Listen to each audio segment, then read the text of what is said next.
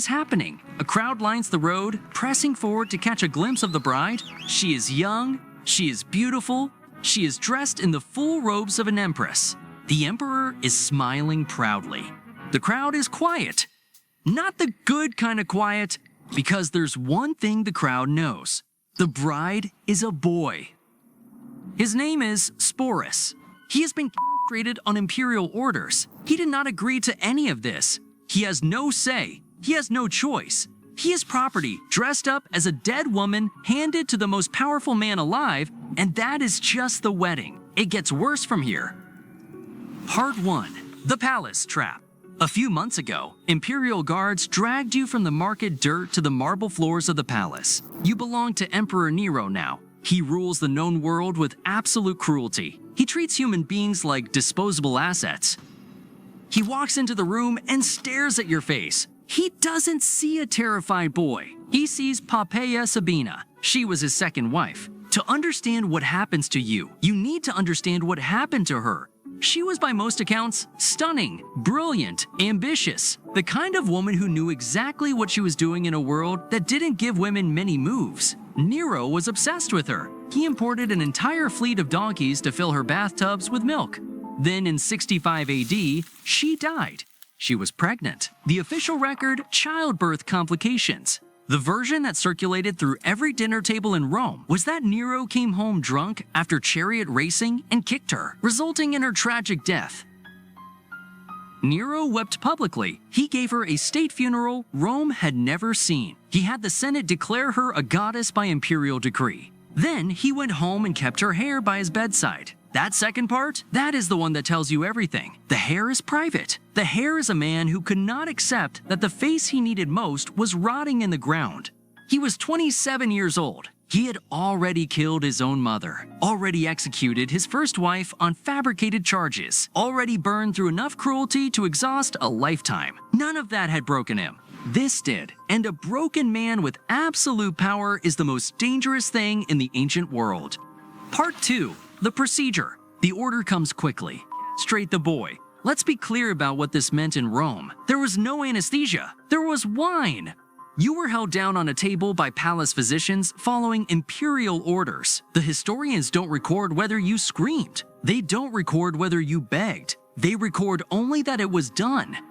The recovery takes weeks. Your body has to survive what was done to it. This procedure in the ancient world killed frequently. The physical shock to the body alone was enough to end it, and infection did the rest for those who made it past the first hours. No one recorded what those weeks looked like for you.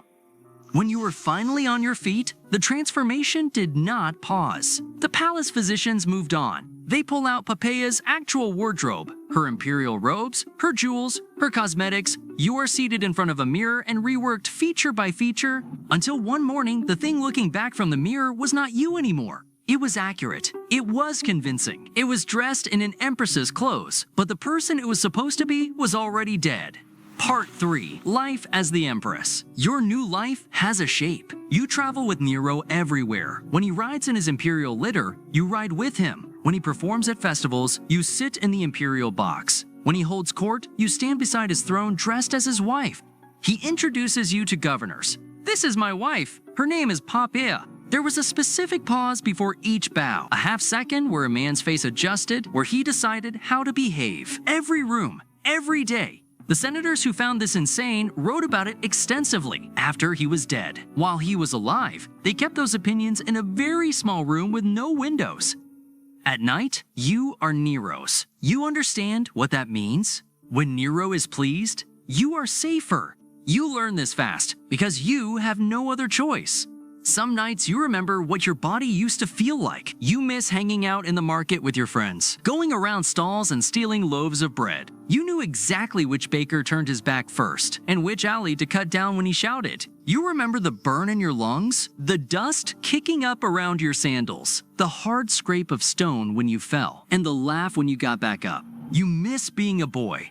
However, nostalgia is a luxury you cannot afford. You don't have time to miss your past, because you're chained to a man who is actively destroying the future. In fact, Rome is quietly going bankrupt because of his choices. He raised taxes, but when that was not enough, he did something far more dangerous. He devalued the currency. He reduced the silver content of the denarius so he could mint more coins with less actual value, essentially triggering state-sponsored inflation.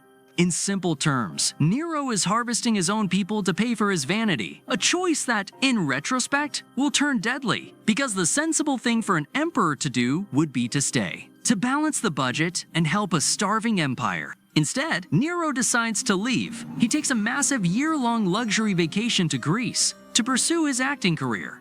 Yes, you heard that right. You go with him.